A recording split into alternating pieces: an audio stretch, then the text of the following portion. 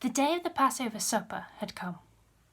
Jesus arrived with his disciples at the upstairs room in the Jerusalem house. Everyone was hot and dusty after trudging through the busy streets. As the 12 argued and grumbled and laughed among themselves, Jesus looked at them with great affection. He knew them through and through with all their faults, and he loved them dearly.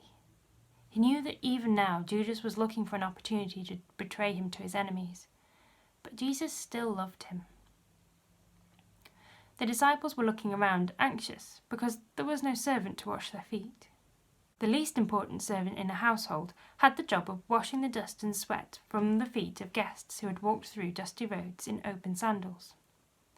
The pitcher of water and a towel lay ready, but not one of them was willing to do such a despised job.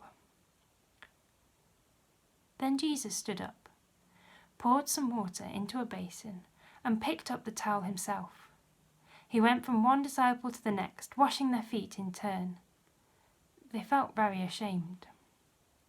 When Jesus sat down, he said, "Do you understand what I have been trying to tell you? You call me your master and your Lord. And you're right, that's what I am. Yet I'm willing to do anything for you, even to wash your feet, because I love you. I want you to follow my example, care for each other, and love one another as I love and care for you. Don't always be thinking of yourselves and your own importance." The disciples had been excited about celebrating the Passover supper, but now they began to feel more serious. They could see that Jesus was very sad. "One of you is going to betray me to my enemies," he told them at last. They were horrified. "You don't mean me, Lord, do you?" each one asked in turn. Judas Iscariot realized that Jesus knew about his treachery. But Jesus did not openly accuse him. Instead, he tried to offer him friendship and forgiveness. He handed Judas the best and tastiest helping of food, but Judas's face remained hard set. He would not go back on his bargain with the council. Besides, he now had the information he needed. Jesus looked at him with great sadness, but then he said, "Be quick and get on with what you're going to do." The rest of the disciples did not understand what Jesus meant. They thought he was giving Judas instructions to take some money to the poor. Without a word, Judas slipped from the room and went out into the darkness of the night. As they went on eating the meal, Jesus did something new and wonderful. He changed the old Jewish Passover into a supper with a special meaning that Christians have kept from that day to this. First, he took a loaf of bread on the table and shared it among the disciples. "All of you, eat it," he told them. "This bread is my body, which is going to be given for all of you." Thoughtfully and a little mystified, the disciples ate. Then Jesus took a cup of wine and handed it to them. "Drink this," he said. "This wine is my lifeblood, which is going to be given for many. My blood will be the seal of God's new covenant, which he is going to make with the people of every nation." The disciples drank as Jesus told them. Soon, not many days later, they would understand better what he meant. Jesus was not going to be a murder victim put to death because a friend betrayed him and his enemies hated him. His death would be part of God's great plan to save everyone. Jesus was willingly giving his own life so that people everywhere could have God's forgiveness and receive new life through trusting in him. After supper was over, Jesus talked to his disciples for a long time. He wanted to prepare them for what was going to happen that very night, but they were slow to understand what he said. "You're all going to run away and leave me," he told them. "Never!" Peter exclaimed. "I don't know about the others, but I'll never do such a thing. I'm willing to die with you if it needs be." "So are we," all the others agreed. Jesus shook his head. "Peter," he said, "before cock crows tomorrow morning, you will have said 3 times over that you don't know me." "I'd never do such a thing," Peter insisted. "Don't be worried or upset when it looks as though everything's gone wrong," Jesus went on. You must trust me and believe in me, just as you do in God. I'm going to leave you, but after I've risen from death, we shall meet and talk together once again in the fields of Galilee we know so well. I will be there waiting for you. And when at last I go back to my Father, I promise that I won't leave you on your own. I'm going to send my Holy Spirit to be your friend and helper. You'll not be able to see him because he doesn't have a human body as I have, but he will stay close to you and give you strength and encouragement. He will help you to remember all the things that I have taught you, and he will give you courage to be loyal to me. I'm going back to my Father to make a home ready for you there. One day I shall come for you too. You know where that home is and how to get there. Lord, we haven't any idea where you're going, so how can we know the way? Thomas exclaimed. I am the way to God, Jesus answered. I am the only bridge between God and humans. No one can come to God except across this bridge. Before I leave you, I want to give you a parting present. It's the gift of my peace. It's not the kind of peace that you will find in this world. My peace will keep you strong and joyful, however hard life may be. When Jesus had finished talking to them, they all sang a special Passover hymn. Then together they left the safety of the quiet, friendly room. Judas knew where Jesus and the rest of the disciples would go when supper was over. Near the city, on the slopes of the Mount of Olives, lay a quite quiet garden of silver-grey olive trees called Gethsemane. Jesus often escaped there from the busy streets and went to Gethsemane to think and to pray.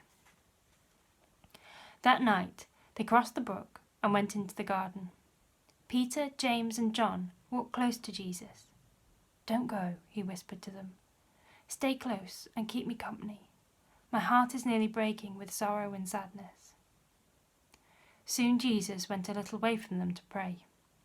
His friends could see that he was shaken with distress and grief.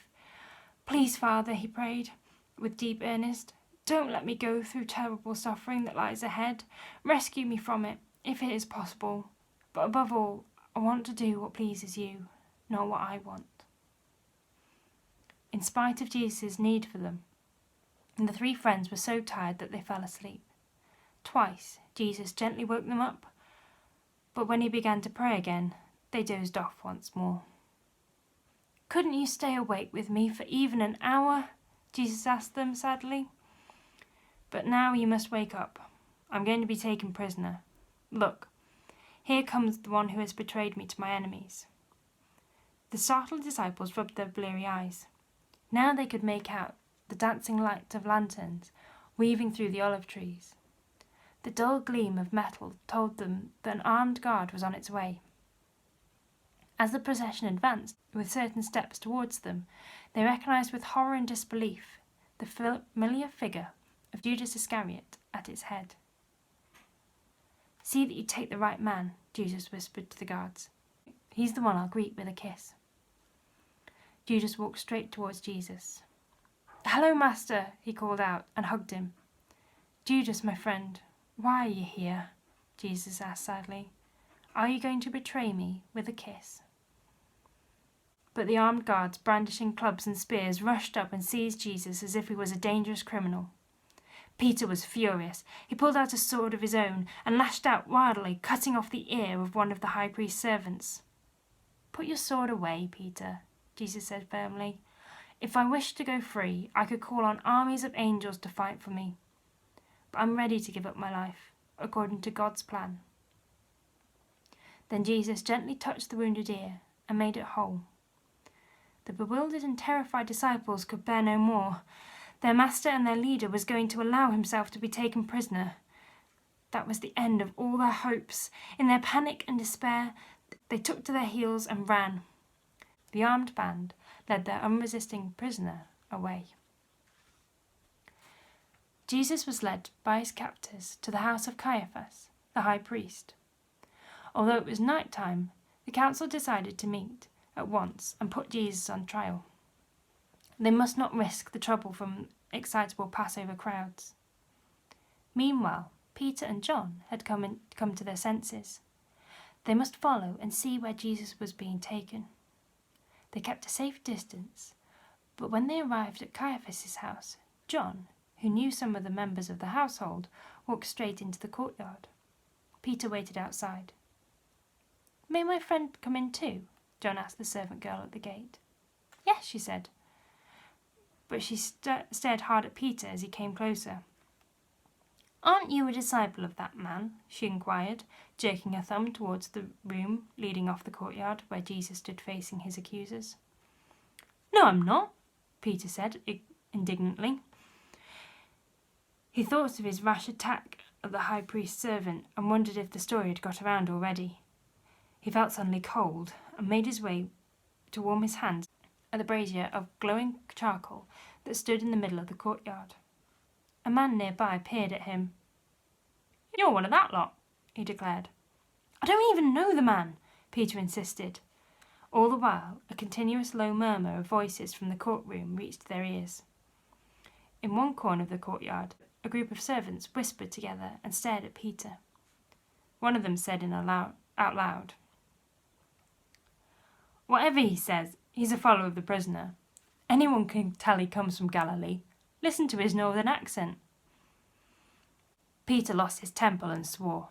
"I don't know what you're talking about," he shouted. "I tell you, I don't know him." As he spoke, the cock crowed, welcoming the first pale streaks of dawn. With terrible clearness, Peter remembered Jesus' words. "Before cockcrow, you will say 3 times over that you don't know me."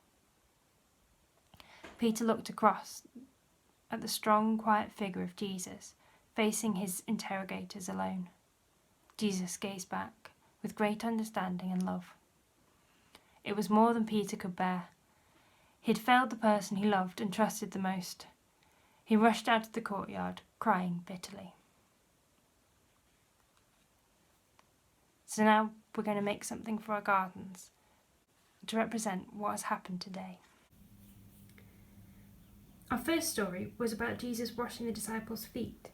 So I've got a pot of water, which I'm going to tuck in here. If you wanted, you could put a cloth or a towel as well. I've got just a small pot there. And I also have a small table. So I'm going to put the table in as well to represent the meal that Jesus had. And the cup representing the wine and a plate representing the bread.